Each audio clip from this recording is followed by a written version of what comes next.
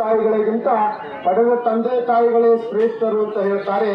ಹಾಗೆ ನಮ್ಮ ರಟಗಲ್ಲದ ಇವತ್ತು ಸಿದ್ದರಾಮ ಮಹಾಸ್ವಾಮಿಗಳವರು ಒಂದು ಕೆಲವು ವರ್ಷಗಳಲ್ಲಿ ಬಹುಶಃ ಈ ರಟಗಲ್ಲ ಮಠದ ಇತಿಹಾಸವನ್ನ ಚಿತ್ರಣವನ್ನೇ ಬದಲು ಮಾಡಿರುವಂತಹ ಶ್ರೇಯಸ್ಸು ನಮ್ಮ ಸಿದ್ದರಾಮ ಮಹಾಸ್ವಾಮಿಗಳವರಿಗೆ ಬರ್ತದೆ.